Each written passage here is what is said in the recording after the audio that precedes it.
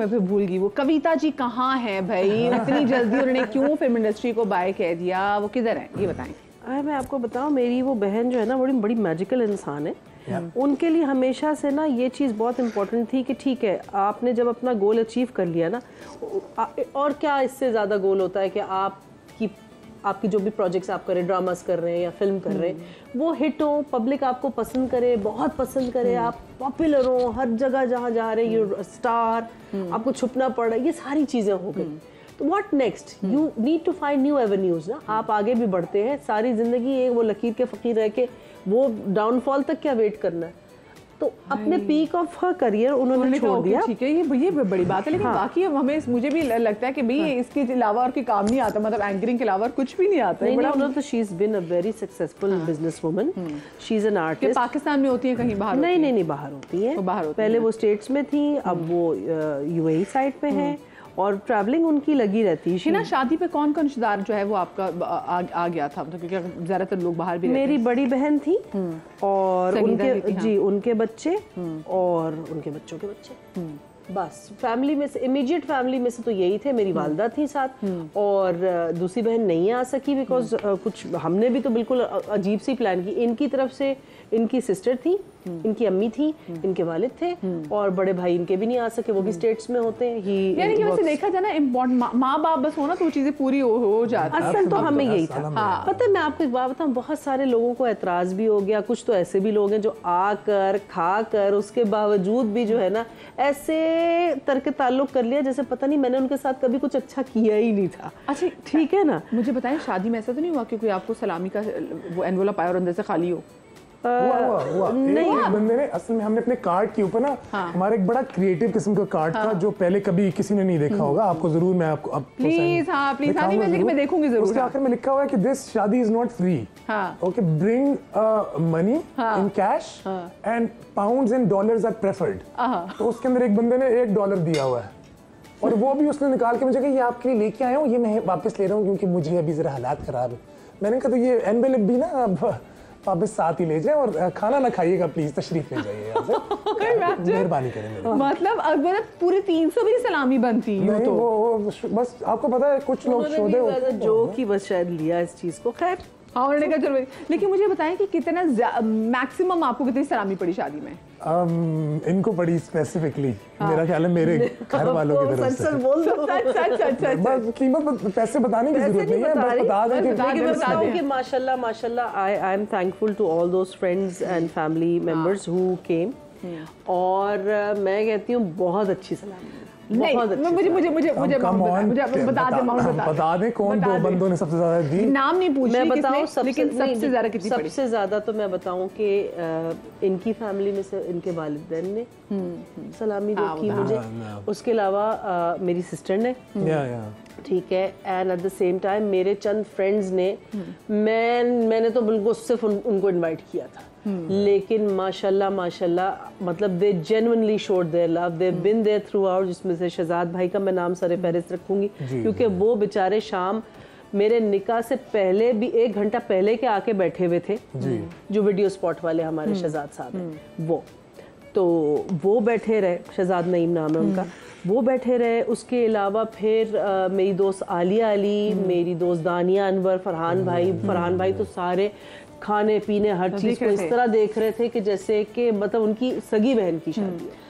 तो अच्छा, वैसे ऐसे मौकों पे ना इंसान वो घर के जो बंदे भाई हैं ना उनकी बड़ी कमी महसूस करता है कि कोई भाई होता है ना तो चीजें बड़ी, फिर जो विदा करते वक्त भी सब चीजें नहीं। अनफॉर्चुनेटली आपको तो पता है मदिया, 2 साल, अब तो 2 साल होने वाले, मेरे भाई की डेथ हो चुकी है। मेरा एक ही भाई था रजा, वो अमेरिका होता था, he was battling with cancer. तो बस वो अल्लाह ने उसे ये खुशी देखने का मौका नहीं दिया, but I know he was with me in spirit.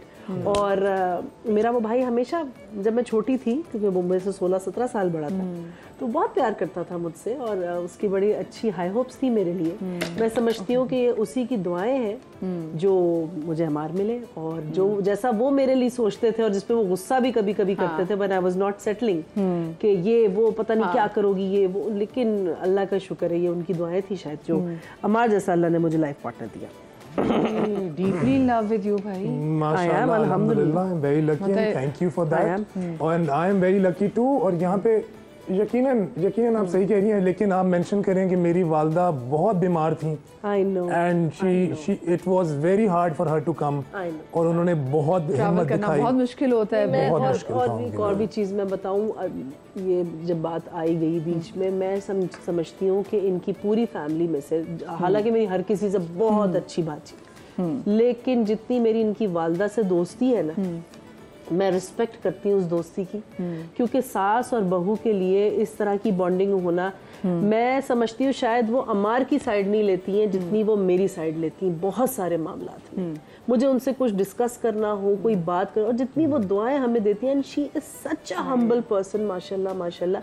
मुझे कभी भी फ़र्क नहीं महसूस हुआ। मुझे लगता है कि मेरा इतना कंफर्ट लेवल इतने कम वक्त में हो चुका है उनसे, जैसा मेरी अपनी वालदा से है, वैसे ही कंफर्ट लेवल उनसे। कोई ऐसी बात, ये बड़ा रेयर चीज होती है। इसको हम होने देते हैं और मेरे ख्याल से फिर हम बैठ जाते हैं, ताकि क्योंकि इसको घोटना पड़ता है, जरा देर पड़ेगा, तो मैं चाहूंगी घोटने के लिए हमें ज़रा सी हेल्प चाहिए होगी। तो काम इसको जरा हल्की आंच करनी पड़ेगी। आप जरा बिल्कुल उस वाली साइड से आके मैं अपनी टीम की जरा हेल्प चाह रही हूँ ताकि वो आए, और उसके बाद ना वो उसको जरा इतनी जो भी हम खीर बना रहे हैं उसको जरा घोटा छोटा सा लगाना है, ठीक है। तो मैंने इसमें साथ साथ मिक्स चीजें इसलिए की कि उसका फ्लेवर और एनहांस होके आए, क्योंकि जब वो साथ देर तक बॉईल होता रहेगा, और अभी तो पीस नहीं सकी मैं, तो वो फ्लेवर जो है ना खीर का ठंडी जब होती है वो, तो वो आप कहते हो यार ये वाकई में अब मुझे सब प्रॉपर फ्लेवर आ, कच्चा कुछ नहीं।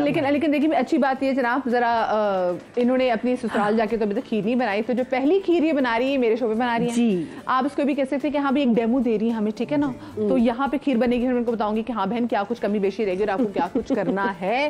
तो मेरी पूरी टीम खाएगी आज, समझे पूरे हम टीम वाले आपके ससुराल वाले हैं। बिल्कुल बिल्कुल बिल्कुल, मेकअप भी है ससुराल। हाँ एग्जैक्टली, मेकअप भी और ससुराल भी, आपने बात बड़ी अच्छी की है। अच्छा मैं जरा आपकी वो शादी की पिक्चर्स उस पर जरा दोबारा जाऊँ, बिकॉज वो इतनी प्यारी पिक्चर्स हमें कहते हैं, आपने इतना प्यारी उसको एडिट किया, और वो गाना, ये कौन सी फिल्म का था बाय द वे, जान भी दे दूँ, ये है मुझे चांद चाहिए का, जिसमें नूर थी और शान थे, और शान ने डायरेक्ट किया था इस फिल्म को, और मेरी क्योंकि बड़ी फेवरेट फिल्म है। अमर भाई आपकी शेरवानी कहाँ से थी तो बताएं। Junaid Jamshed J dot. हाँ बड़ी, वैसे बहुत प्यारी आपकी भी शेरवानी थी। मुझे हमेशा से जुनैद भाई मेरे फेवरेट भी हैं हमेशा से, तो मुझे उनसे ना हमेशा मिलाया भी जाता था अब मेरे यंगर डेज में, कि जब थोड़ी सी भी दाढ़ी रखता हूँ ना तो मुझे कहते हैं हाँ जुनैद जमशेद ब्रो। मैं कहता हूँ भाई What are you talking about? The biggest compliment ever कि कोई मुझे दे सकता है, तो वो जो फिर मैंने कहा तो शादी पे जे डॉट ही। जो मुझे बताएं चलिए इसमें ना थोड़ा दोनों ने ना, मैं आपको बताऊं फ्रैंकली स्पीकिंग, देखिए आपको पता है कि मेरे मुंह को कोई फिल्टर नहीं है, और मैं कोशिश हमेशा करती हूँ इतना कि मैं जब बात करूँ तो मैं, जो मेरा बाप मेरी फैमिली वाले मुझे देख रहे हैं तो उनको भी हो कि हाँ भी हमने बच्चे की पढ़ाई पर इतना पैसा खर्चा किया था, तो ज़बान से ऐसी कोई बात नहीं करी कि किसी को हर्ट करिए। लेकिन दोनों ने ना एक बड़े स्टीरियोटाइप में देखिए ब्रेक किए। अब अगर मैं इनको देखूँ बीइंग अ चबी वन, ठीक है, तो हिना ने इतना प्यारा खुद को कैरी किया कि बहुत से जो चबी लड़कियाँ थी उनको एक अच्छी मिली। फिर अब आपकी जितनी आपकी हाइट है तो इतनी आसानी से ना उस नाप की ना वो शेरवानियाँ नहीं मिलती। मैं पूछूंगी, लेकिन अभी ब्रेक आ गई, ब्रेक के बाद वापस आते कहीं में जाइएगा।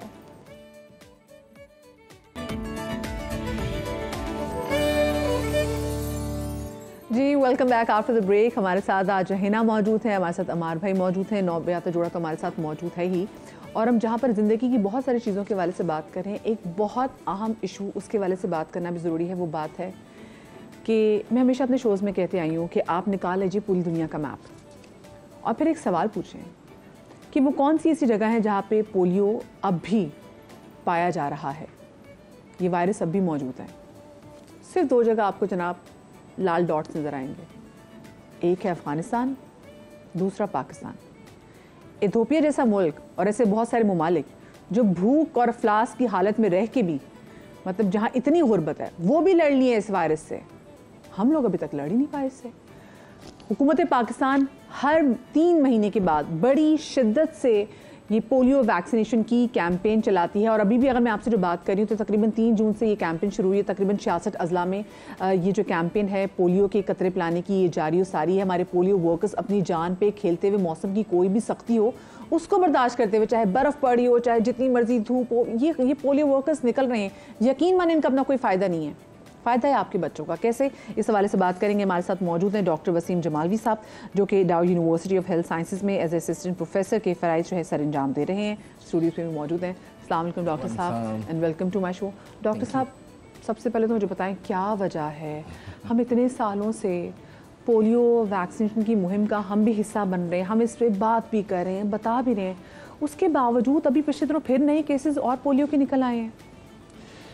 एक्चुअली देखिए, पोलियो जो वायरस है ये इन्वायरमेंट में होता है, जो इन्वायरमेंटल सैम्पलिंग ली जाती है, ओरोफिकल रूट है, यानी बच्चा इवन बड़ा किसी को भी ये चला जाता है, मुंह के रास्ते जाता है और उसके बाद फिर ये एनवायरनमेंट में निकलता है। बिल्कुल, आप सीवेज से आप उसको करते हैं, आप उसको सैंपल इकट्ठा करते हैं। बिल्कुल, फिर ये सेवरेज में ग्रो करता है, ठीक है, वहाँ पड़ा रहता है, लेकिन ग्रो करता है ह्यूमन इंटेस्टाइन में, यानी अगर वो किसी बच्चे के पेट में एक वायरस दिया है तो वहाँ से वो 50 वायरस निकलेगा या क्वांटिटी जो भी हो व्हाटएवर, लेकिन वो वहाँ ग्रो करेगा और ग्रो करेगा और ग्रो करके मल्टीप्लाई होगा और मल्टीप्लाई होकर बाहर निकलेगा। ठीक, तो अगर उस बच्चे ने पोलियो के ड्रॉप्स लिए हुए तो फिर वो जो वायरस अंदर गया है वो खत्म हो जाएगा और फिर वो मजीद फर्दर आगे नहीं बढ़ेगा। ये वायरस जाता कैसे डॉक्टर साहब, मुझे ये तो बताएं। मतलब कि हम जब सैम्पलिंग इसकी होती है तो ऑफ कोर्स हम उसे लेते हैं, जो सीवेज लाइंस है वहाँ से हम इसकी सैम्पलिंग लेते हैं, लेकिन ये वायरस हमारी बॉडी तक पहुँचता कैसे है?